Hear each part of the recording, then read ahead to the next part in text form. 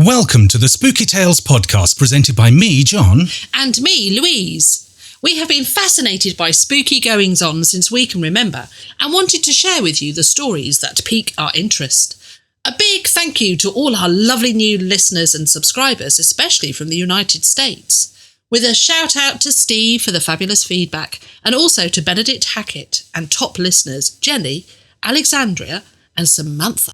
Today's story is of hauntings, possession, poltergeist, psychological manipulation, and an unexpected twist. It's the spooky tale of scary sleepovers and haunted apps.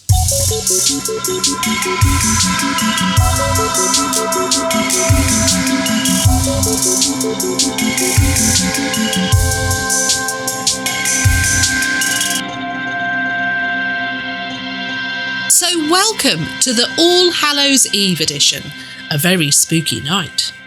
So what's the story about today? It's a collection of true spooky stories taken from a fantastic book, True Ghost Stories and Hauntings, Book 3 by Erica Gammon, which I will link to in the show notes. Also from the Fortean Times, a great magazine for all things strange, and the Guardian newspaper, who did an All Hallows Eve article in 2016. Our first spooky tale is from a chap called Aaron Collins in Oregon in the USA. He tells of his first paranormal experience, which was when he was just 10 years old, back in good old 1979. And how old were you in good old 1979? Well, I think I was 10 as well, actually. The similar age, then. Yes, indeed. Just coming into his prime, I think. Oh, that was a laugh that said yes, he is. Oh, good. I shall take that. Anyway, he went to a friend's house for a sleepover, and they eventually got tired. Eventually, and settled down to sleep. And all was well until young Aaron had to get up to go to the bathroom to spend a penny. Or maybe it was a cent, as we're in America, or is it 2 cents? Depending on the exchange rate, I suppose, at the time. Yes, I'm not sure idioms are subject to exchange rates. Good point. Yes, it would get rather complicated, wouldn't it? Aaron had completed the transaction and was about to make the journey back to the bedroom. He had one hand on the bathroom door and the other hand on the light switch. He opened the door and was just about to turn off the light when he saw a woman dressed in a long black robe with long black hair and no face. Oh my word. What? How could that be? Like a skull? To quote Aaron, there was skin pulled over her skull, but there was no definition of her eyes or her mouth. Oh my word. The only recognisable feature was the nose. Oh, that just is too spooky. Aaron was absolutely terrified and ran into his friend's room, leapt on the bed on top of their pet chihuahua who had made himself comfortable during Aaron's absence. There was a shriek and a yelp, and Aaron tried to explain to his friend what had just happened. Over the years, people have asked him if it could have been his friend's mum. What? And to quote Aaron here again, no, she had short hair and a face. The face being the more recognisable thing, okay. Well, I've heard of headless ghosts, but not faceless ghosts, unless, like a skull, but not no features at all. I know, it's really spooky, isn't it? Well, I hadn't really heard of it either. But however, it isn't all that rare. Well, medium rare. Well, okay. Okay, you don't. Yes, it's not like you don't open the doors and they're just there. Oh, another faceless ghost. Yeah. So the Fortean Times did an article recently on the subject saying that it's actually a classic ghost trope. Oh, wow. They gave the example of the faceless white lady of Coverhythe near Lowestoft in eastern England, who haunts the atmospheric ruins of a church, which dangles perilously close to the eroding cliffs. There is a faceless ghost who haunts the vaults under the South Bridge in Edinburgh. Do you remember going there? No. When we went deep underneath in a sort of big bridge thing and it was quite dirty and dank. Will you take me to all the nice places? I remember doing kind of cellar walks. Was that it? Yes. Yes. Okay. I don't remember it being under the South Bridge. I think it was that. It just makes it sound like we were underneath the arches. Well, that's pretty much what it was. Yeah. No. I remember it. No, I remember going down a lot, like it being kind of cellars and down. Yeah. Yeah. No, it was. Yeah. No. Yeah. Very. You do take me to all the nice places, I do. don't you? Yeah. It was a tour. It wasn't just like. Yes, I wasn't like, oh, look, let's go down this cellar. Lifting up a manhole cover. What's down here, dear?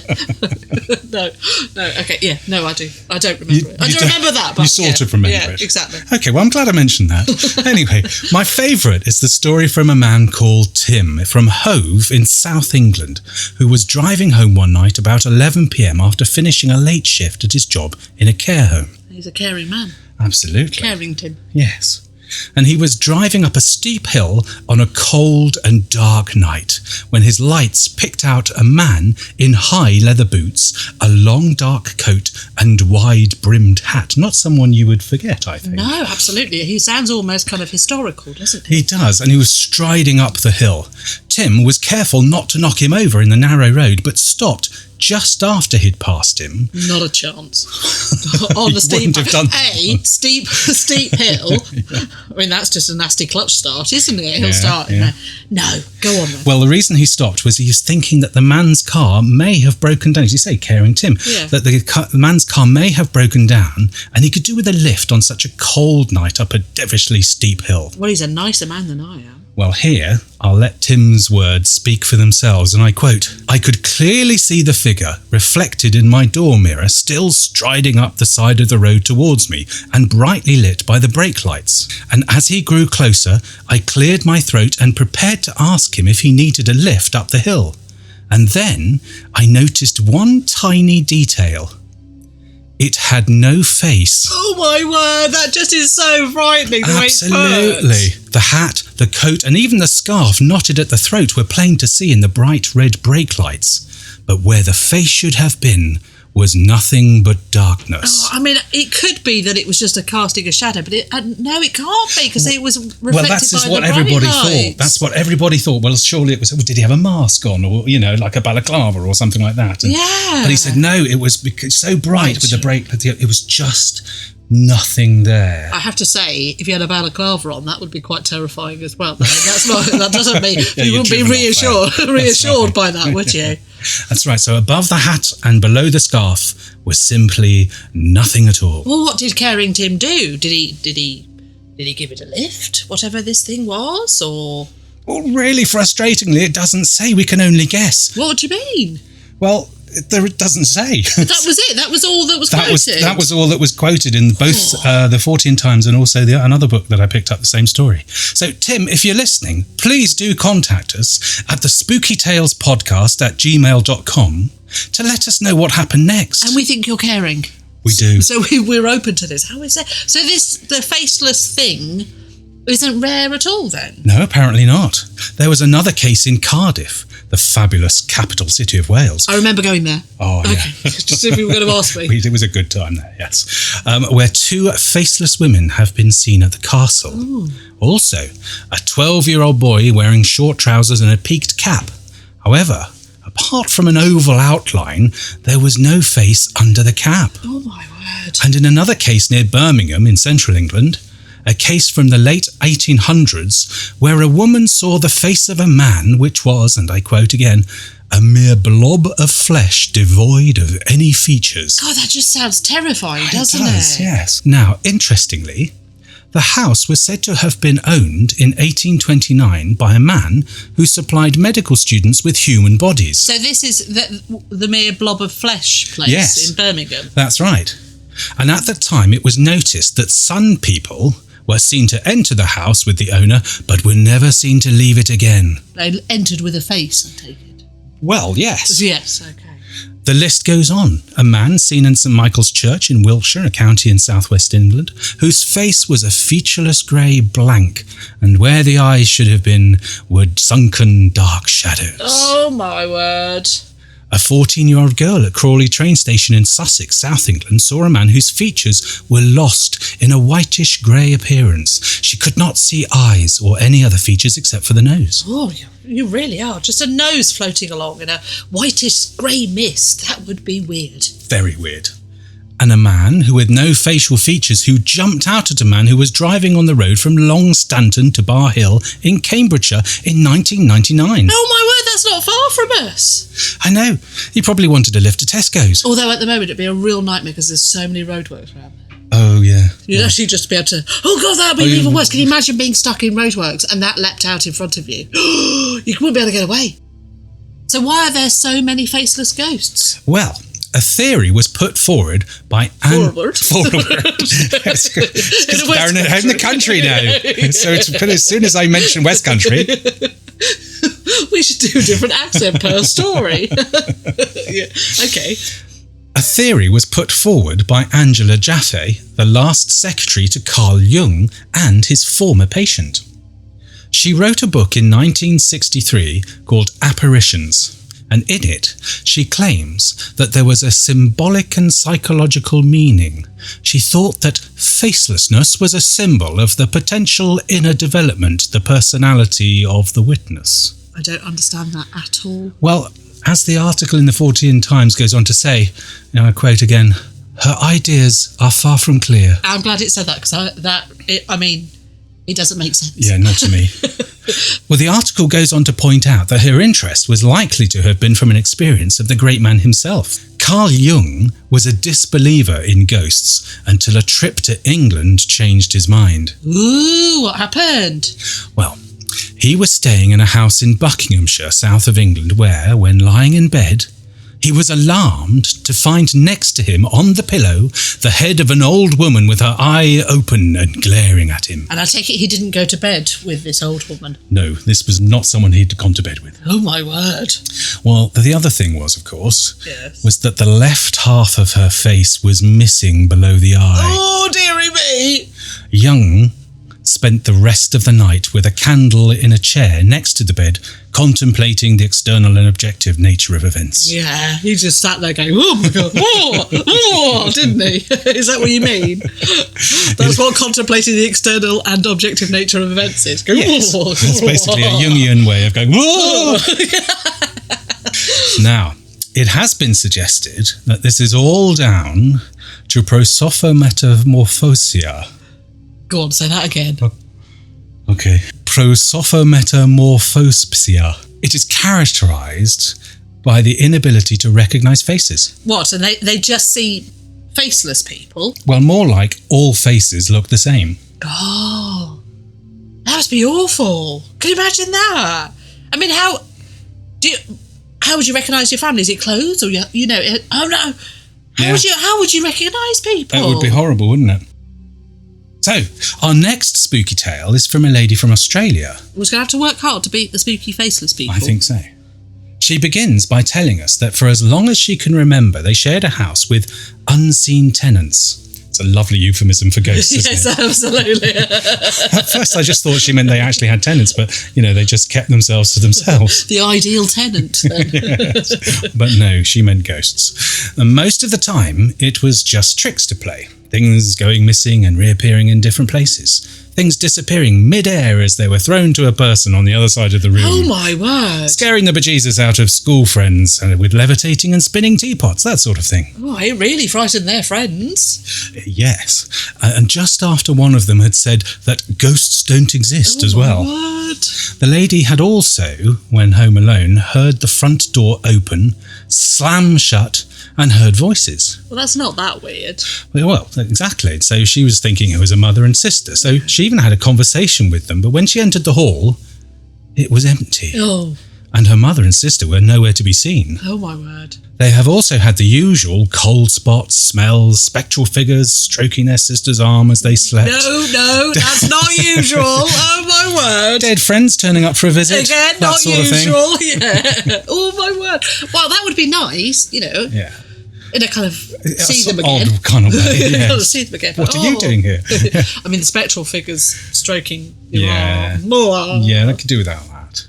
It was never threatening, though, and no one ever sensed violence except on 2 occasions. And one was enough for me, I would imagine. Well, one was when they all saw a short form about the size of a cat or dog moving around the house, and they all had the sense of unease about it. I'm not surprised, I would do.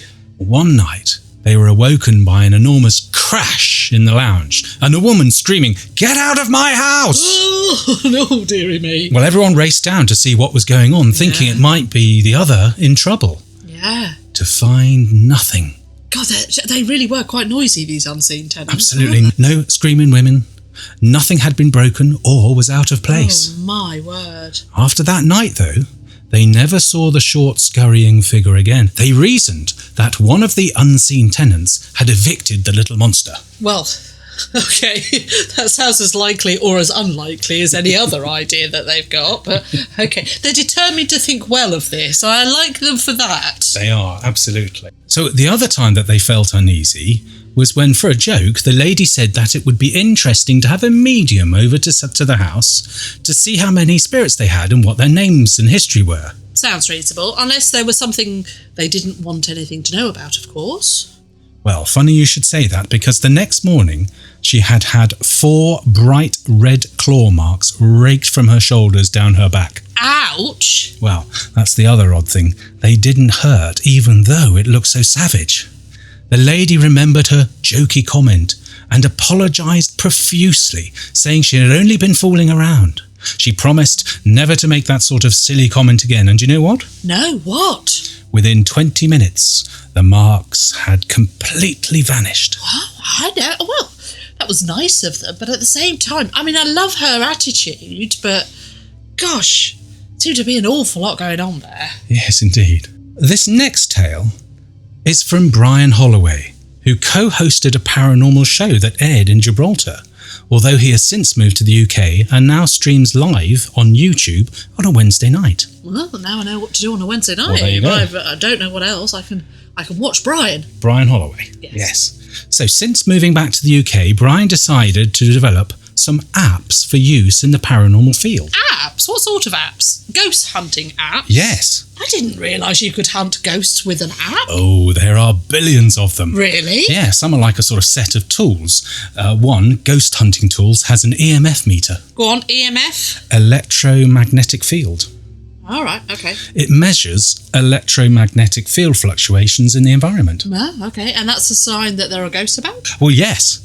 As they walk around, it makes the field wobble or fluctuate. So how does it work? Well, ghosts push the EMF about as they walk around, which makes the field wobble or fluctuate. You don't know, do you? No, I haven't a clue. But as well as the EMF meter, there is an EVP detector, which picks up static.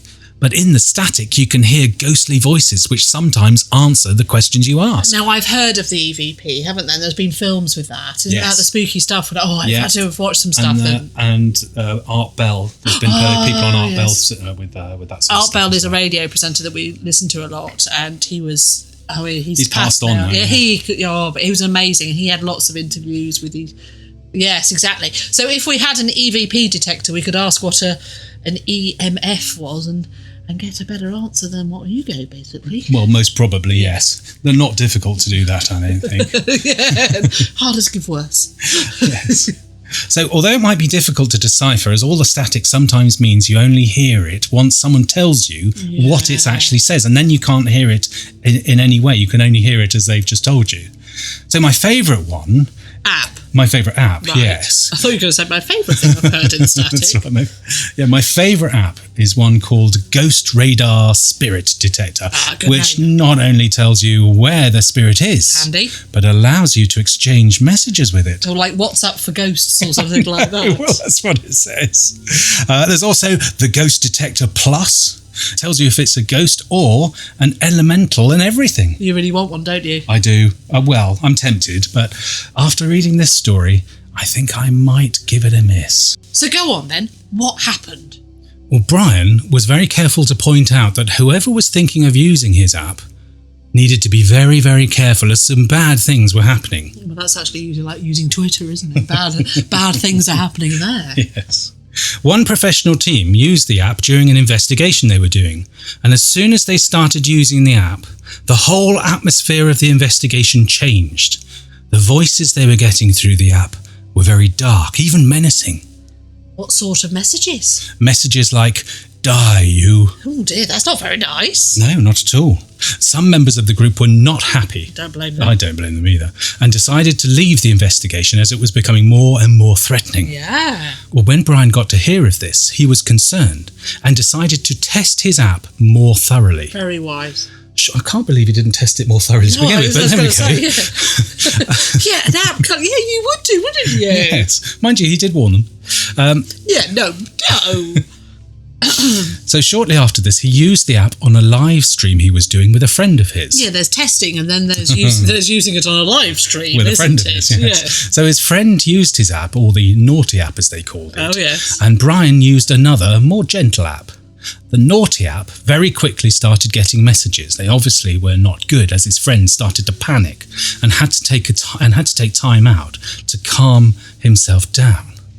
Brian wanted some answers. I want some answers. So asked his more gentle app what was happening with his friend, and the app replied, "It's there. It's going to hurt him." This is the gentle app. Yeah.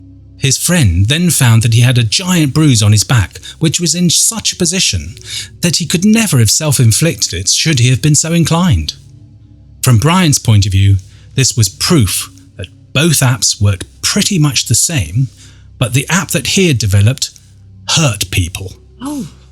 It didn't stop there, though. Oh, no. After this test, weird things started to happen. One night in his bedroom, his wife noticed something odd on the wardrobe doors, which were mirrors. Yeah, no, I don't like wardrobe doors that are mirrors. Well, no.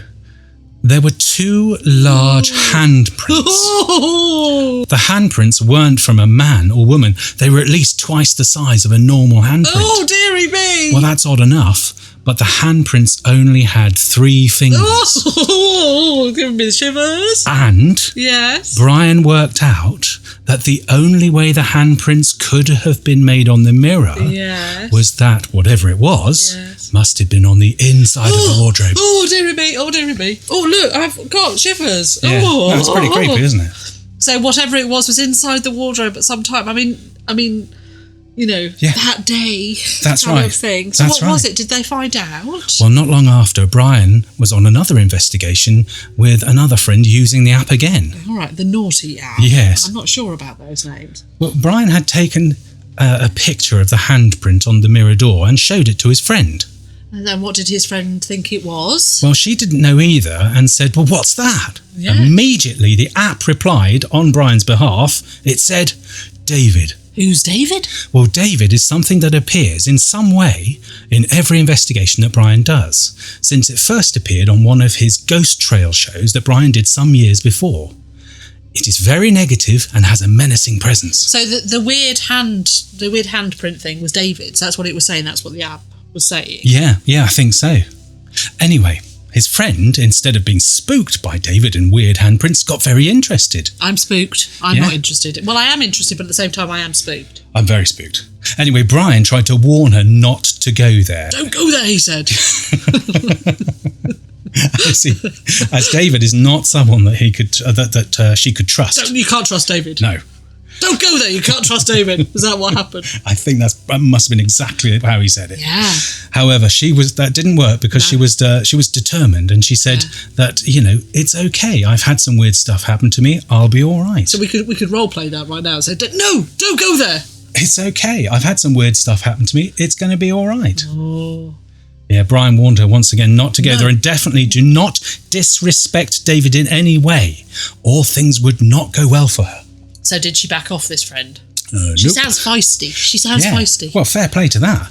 But no, she thought she knew better. She had gone home and asked out loud about David, and then started to critique him and wind him up. Why? Why would you do that, strange friend? Why? I know. Well, strange, crazy person. Well, she got a bit of a shock as there was an almighty bang, as if someone had set off a firework next to her. Oh dear, that doesn't sound good, does it? Well, it got worse. She lives in a flat. And in the flat above live 2 army types, and a single man lives in the flat below. 2 army types? Did you mean army blokes or army types? When I say army, no, I didn't mean army types. Army, sort of burly army types. The next day, she was pottering around in her flat when she heard screaming coming from the upstairs flat. She rushed up to see what was going on, only to find the two army types gibbering and shaking from head to foot. They were watching TV when a strange and ominous feeling came over the room. And then they saw it. What? What did they see? What did they see? They saw a 7-foot shadow across the wall, which then came to stop in front of the television. Oh, my word! The thing that they remembered the most was it only had 3 fingers. What? That's the thing they remembered the most? Yes. A 7-foot shadow? And the thing you remember the most is its 3 fingers? Well, I'm with the army types. That's what I'd remember. Is it? Absolutely. You always check out the fingers. Well, quick, count the fingers. It's really weird, though, well, it is. A 7-foot shadow isn't weird? Well, yes, but on the scale of weirdness, it's all weird. Shadows, yeah, and then 3 fingers. That's just, No. Okay. 7-foot shadow. Oh, yeah. So that was David. Was that David? Yes. And then later on, she blacked out. Oh, dear. Which was not normal for her. It scared her, so she went to get it checked out at hospital. Yeah, and on her return to her flat, she bumped into the person from downstairs who asked how she was. Yeah. And she said that she had been to hospital, but they could find nothing wrong. Right. He then told her what had happened to him. Oh, my word. Something had happened to him as well. What? Well, he'd been in his flat quietly going about his business. Good Then man. the next thing he remembers, he's standing in the bathroom with no idea how he got there. Well, that doesn't sound too odd. I mean, you can drive to work and not remember driving there, can't you? True, except that the mirror and the bathroom cabinet were smashed to pieces. Oh, my God. And they think it must have been David? Did he possess him or something? Well, possibly, or he could have been a nutbag, I suppose. But there was another friend who also wanted to use the app. And No, why would anybody use this app? I've no idea. And again, Brian warned her about this and that it was dangerous and that she should not. But if she did, that she was likely to come across David, who was not to be mocked or disrespected in any way, or she would regret it. I'm thinking don't use the app. I mean, please don't tell me she did anything stupid. Did she mock him? What, you mean like using the app to mock and wind up David? Oh yes, that's exactly what she did. Oh, okay. Oh, what happened to her? Well, she awoke the next morning to find that her back and her ribs were very, very sore and the pain was getting worse. Oh, dear. So, well, she lived with her mum, so asked her if she could have a look at her back to see if she could see anything. Her mum went white with shock as down one side of her back, it was black. Oh, dear. It wasn't like normal bruising, it was black. Oh, dear. But there was a large 3-fingered handprint on her back as well. Oh, my gosh. She discovered that she had also had 2 cracked ribs and severe internal bruising when she went to hospital. Word. That's horrific. So, okay, 2 questions come to mind here. Number 1. What was David doing? Why was David doing all this? And how was he doing all it? And how was he coming through an app? And 2, why is Brian not deleting this app and never ever letting anyone use it again? And not saying to people, yes, you can use the app, but whatever you do, don't contact David. Well, I think David just comes through, but these are good questions. Brian, I think, believes that as long as you respect David, it'll be okay. No, I don't think so. I don't think so, Brian. I don't think that sounds good. If an app...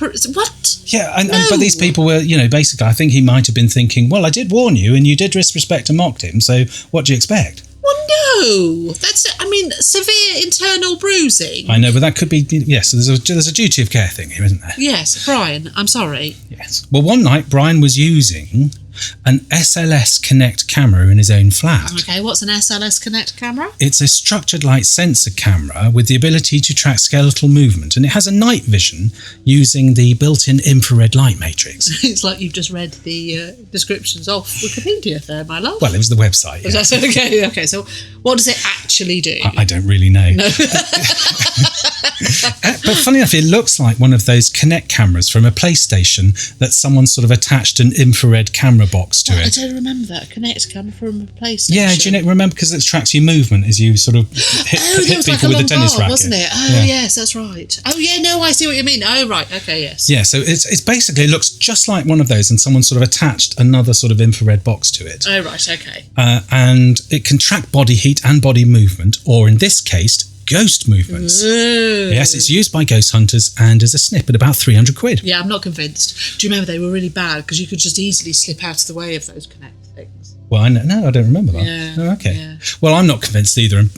Brian is. Okay. And when using this one night, he saw a shadowy figure appear above the dining room table. Right, okay. Brian, using his app, asked if the figure was David, which the reply came back as yes. God, no! So, Brian used this opportunity to ask him some questions. No, Brian! He asked why he hurt people, and David replied through the app that it was because he can. Oh, I mean, doesn't that tell you? Yes. Don't deal with this kind of stuff. Yes, and that's when something strange happened. Something stranger happened. Something more peculiar. Well, Brian, through the SLS Connect camera, saw 3 people, 2 male and 1 female, sitting at the dinner table. Oh my word! So they weren't there when you looked at them without looking through the camera, but they were there if you looked at them through the camera. Right. Okay. So Brian asked them via the app, of course, what they were doing there, and they replied that they couldn't leave through the portal that David was guarding, and he wouldn't let them through. Oh, Yeah. Well, Brian turns mediator at this point and asks David... Through the app? Yeah, through his app. He asked David why he won't let them through. David replied, it's because he is the gatekeeper. Do you know, we're not having this app. No, I've decided definitely not on this one. Brian did not think this was fair. No. And told David that he had no right to keep them in his dining room when they wanted to get through the portal. What portal? I mean, it just is... What? Okay. Well, Brian then said to the figures sitting around his table that David had no hold over them, and this emboldened the 2 male ghosts who whipped through the portal as quick as you like. How did he know they were male ghosts? There is an obvious answer. I don't know. Didn't say. One had long no, don't start. Yeah. Don't start with long things, love.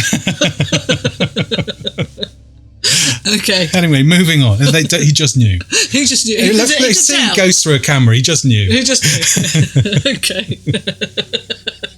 David continued to stop the female from leaving, saying that, and I quote, well, although I might have to use these quotes a bit loosely here, she is mine. All right. And after further questioning, it turns out that Brian's flat is a multi-portal dimensional space with up to 70 ghosts coming and going a day. I feel like we all need to take a breath for that. Yes. A multi-portal dimensional space with up to 70 ghosts coming and going per day. God, I bet that wasn't on the estate agent's particulars when they got that. Quite. However, Brian was able to start seeing them, inverted commas, yes, with the SLS Connect camera. Brian had enough and decided to ask who and what exactly David was. Yeah, and now he was. Well, he knows he's the gatekeeper. Well, yes, exactly. But it was then that Brian got the most chilling answer he had ever had from any of his paranormal investigations. Why? Who did David say he was? When Brian asked who was David, the answer came back very clearly, and it said, I am you. What? What, the letter U?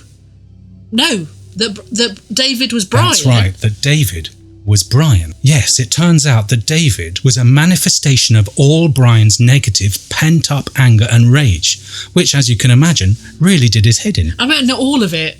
All of it is just, okay, yes. Again, I need to take a breath. That was... So that's it? Yeah. And what happened to David and Brian? Well, Brian... Well, he's still doing his Wednesday night shows. With his app? On YouTube.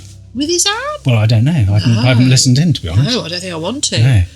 So, that's the end of another spooky tale. Thank you so much for listening. We hope you enjoyed this spooky tale. We look forward to being with you again next time. Please do tell us your spooky tales, either in the YouTube comments or... via email, which is thespookytalespodcast@gmail.com. And come and follow us on Instagram at the Spooky Tales Podcast. Or why not visit us on our Facebook page at Spooky Tales. Thanks again. Until next time. Bye.